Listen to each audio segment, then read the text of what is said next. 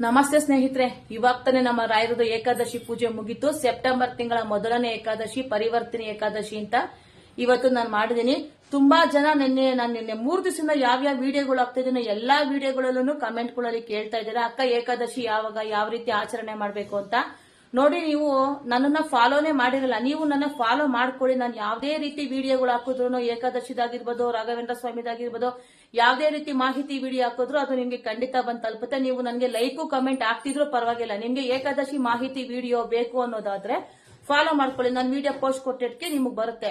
ನಾನ್ observe ಮಾಡಿದ ಪ್ರಕಾರ ಏನು ಅಂತಂದ್ರೆ, ಯಾರ್ಯಾರೆಲ್ಲ ಪ್ರಶ್ನೆಗಳನ್ನ ಕೇಳಿದಿರೋ ಅವ್ರು ಯಾರು ನನ್ನ ಫಾಲೋನೇ ಮಾಡಿಲ್ಲ.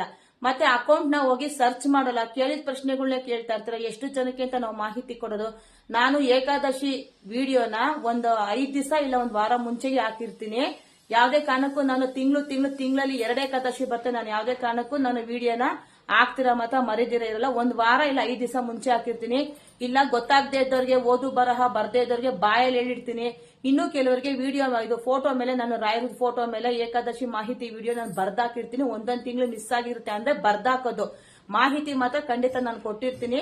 ನಿಮ್ಗೆಲ್ಲರಿಗೂ ಏಕಾದಶಿ ಮಾಹಿತಿ ವಿಡಿಯೋ ನೋಡಿ. ಇವತ್ತು ಏಕಾದಶಿ, ಇವತ್ತು ನಿಮ್ಮ ಶಕ್ತಿ ಅನುಸಾರ ನಮ್ಮ ರಾಯರಿಗೆ ಉಪವಾಸ ಮಾಡಿ, ವ್ರತ ಮಾಡಿ.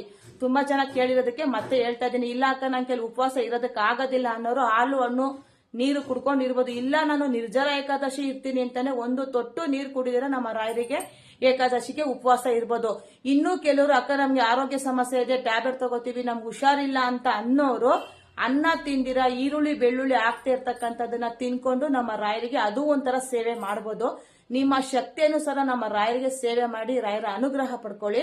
ಮತ್ತೆ ನಾಳೆ ದ್ವಾದಶಿ. ತುಂಬಾ ಜನ ಕೇಳಿದಿರ ಉಪವಾಸ ಪಾರಾಯಣ ಬಿಡೋದು ಸಮಯ ಯಾವಾಗ ಅಂತ. ನಾಳೆ ಬೆಳಿಗ್ಗೆ ಬೇಗ ಎದ್ದಿ ನಿಮ್ಮ ನಿತ್ಯ ಕರ್ಮಗಳನ್ನೆಲ್ಲ ಮುಗಿಸ್ಕೊಂಡು ಫ್ರೆಶ್ ಅಪ್ ಆಗಿ ನಮ್ಮ ರಾಯರಿಗೆ ಹಾಕಿರ್ತಕ್ಕಂತಹ ತುಳಸಿನೆಲ್ಲ ತೆಗೆದು ಹೂವಿನ ಅಲಂಕಾರ ಮಾಡಿ, ಗ್ಲಾಸ್ ಅಲ್ಲಿ ಇಟ್ಟಿರೋ ನೀರ್ನ ತೆಗೆದು ಒಂದು ಗಿಡಕ್ಕೆ ಹಾಕಿ, ಮತ್ತೆ ನಮ್ಮ ರಾಯರಿಗೆ ಹೂವಿನ ಅಲಂಕಾರ ಮಾಡಿ, ನಿಮ್ಮ ಮನೇಲಿರೋದು ಒಂದು ಹಾಲು ಹಣ್ಣು ಸಿಹಿ ನೈವೇದ್ಯ ಅಂದ್ರೆ ಈರುಳ್ಳಿ ಬೆಳ್ಳುಳ್ಳಿ ಆಗ್ತಿರ್ತಕ್ಕಂಥದ್ದು, ಸಿಹಿ ಪೊಂಗಲು ಮತ್ತೆ ಪಾಯಸ ಏನಾದ್ರೂ ಮಾಡಿ ನಮ್ಮ ರಾಯರಿಗೆ ಈರುಳ್ಳಿ ಬೆಳ್ಳುಳ್ಳಿ ಆಗ್ತಾ ಇರೋದು. ನೀವು ನಾಳೆ ಅನ್ನ ತಿನ್ಬೋದು. ರಾಯರಿಗೆ ನೈವೇದ್ಯ ಇಡ್ತೀನಿ ಅಂತಂದ್ರೆ ಸಿಹಿ ಏನಾದ್ರು ಮಾಡಿಡಿ, ಇಲ್ಲ ಅಂತಂದ್ರೆ ಚಿತ್ರಾನ್ನ ಮಾಡಿಡಿ, ಮೊಸರನ್ನ ಮಾಡಿಡಿ, ಪುಳಿಯೋಗರೆ ಮಾಡಿ ಇಟ್ಬಿಟ್ಟು ನೀವು ರಾಯರಿಗೆ ಪೂಜೆ ಮಾಡಿ ನೈವೇದ್ಯ ಇಟ್ಟು ನಂತರ ತುಳಸಿ ತೀರ್ಥ ತಗೊಂಡು ನೀವು ಉಪವಾಸ ಬಿಡ್ತಕ್ಕಂಥದ್ದು. ನಾಳೆ ಬೆಳಿಗ್ಗೆ ಸೂರ್ಯೋದಯ ಆದ್ಮೇಲೆ 7:21 ಒಳಗಡೆ ಉಪವಾಸ ಬಿಡಬೇಕು. ಮತ್ತೆ ಪ್ರಶ್ನೆಗಳನ್ನ ಕೇಳಬೇಡಿ. ಒಂದ್ಸತಿ ವಿಡಿಯೋ ಸರ್ಚ್ ಮಾಡಿ, ನಾನು ಹೇಳಿರ್ತೀನಿ.